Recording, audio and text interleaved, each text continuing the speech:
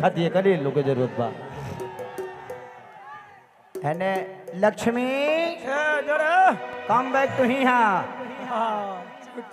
हिहा आओ हिहा और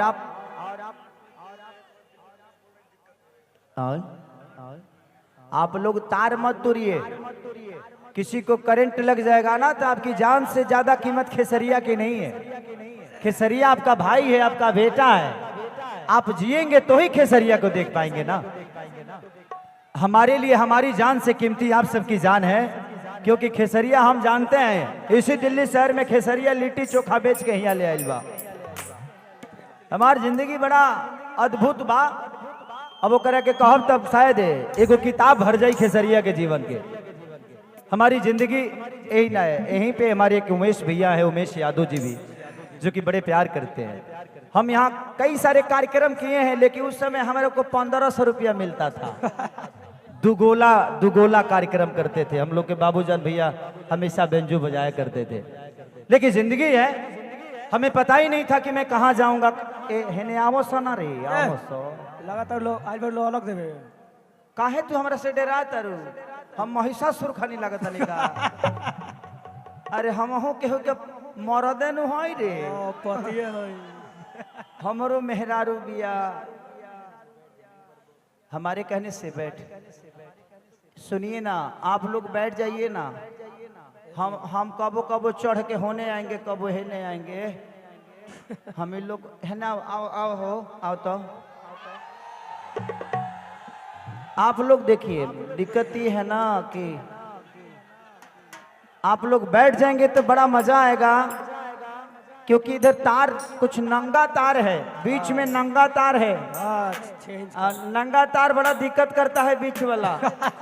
इधर बीच में है, तो प्लीज आप लोग नंगा तार मत छुइएगा, नहीं तो भिखमंगा कर देगा। नहीं तो छुएते निकल जाइएगा।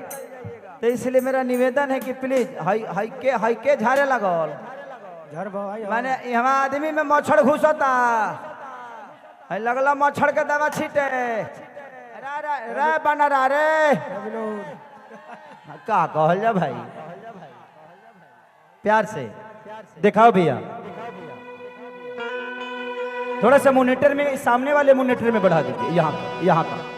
यहाँ का भी मोनिटर में उतना ही रखिए जहाँ, हाँ दोनों का सेम रखिए। एगो बड़ा प्यारा गाना हमारे हिट गईले रहला। कौन? अरे कि चाहे पिया जवानी हमारी जराई रे गईला ना। थोड़ा सा और बढ़ा दीजिए, साउंड ऑपरेटर थोड़ा सा और बढ़ा दीजिए, इसको थोड़ा सा डिले रखिए। कि चढ़ल जवानी जोर भइल बा, कि ये राजा देह कमजोर भइल बा, कि छोड़ के तू चली जाला दोसरा के लगे हो। काहे भुलाइल बाड़े पिया जगे हो। कि सोचत सोचत सुतिए जानी, अरे याद में तो हरी राजा हो। देख खटिया पे हमके अकेले न आए न जाओ। अरे कि जाए पिया जवानी हमारी जराई रे गईला ना। 1 2 3 4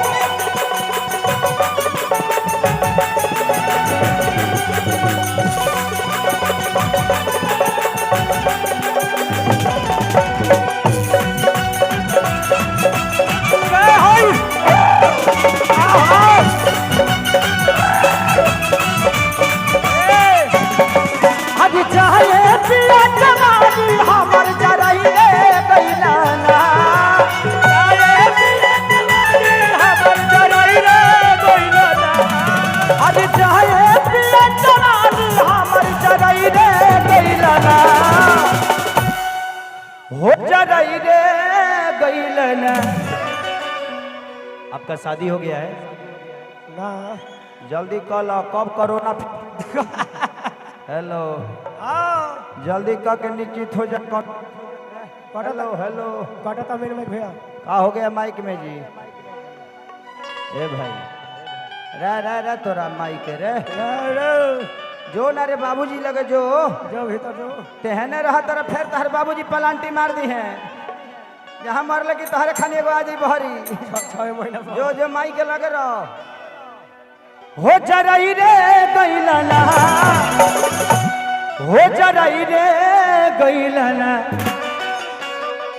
एगो नचनिए कारा ओहो स्टेज खाली करे ए राजा जी एगो नचनिए कारण कनिया के भुलई रे गइला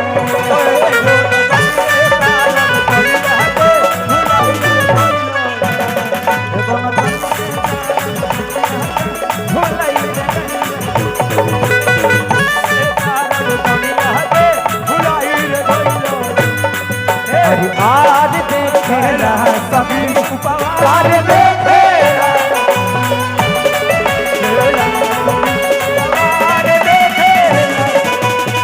सारी सारी रात जिसियार देखे ना सभी यार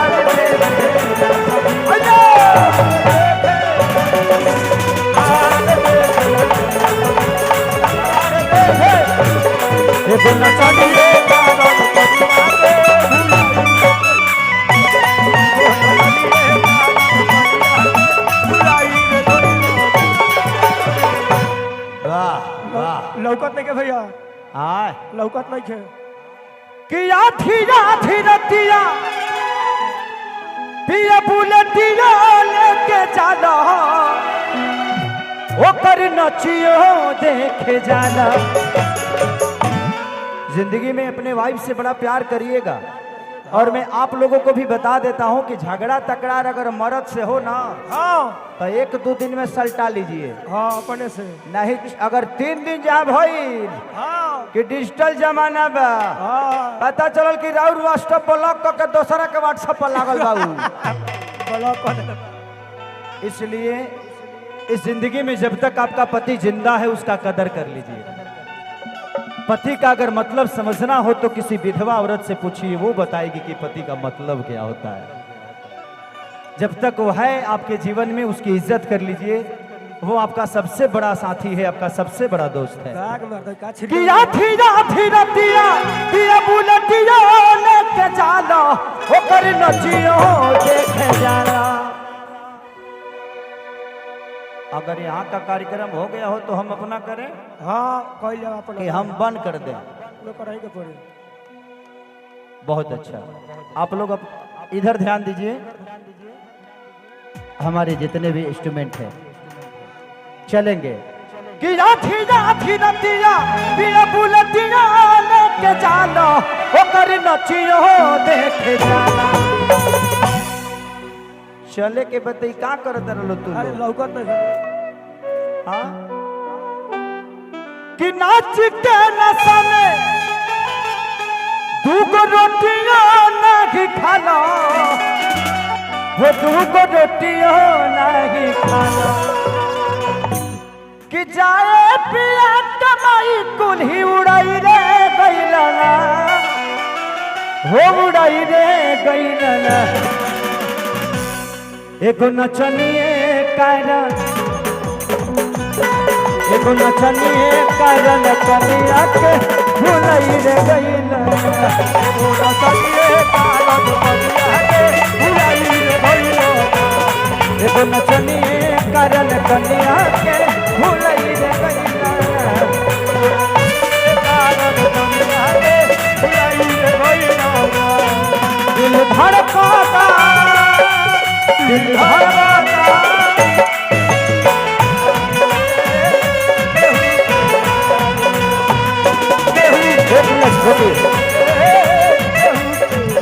रखिए बस ओके थैंक यू आई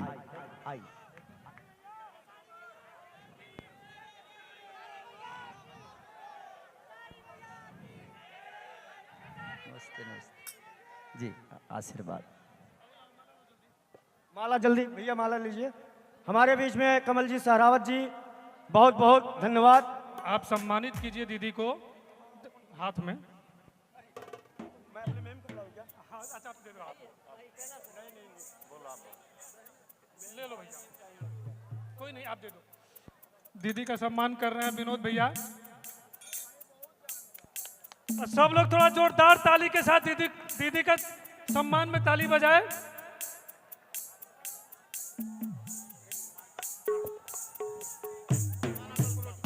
भाई ऐसा नहीं।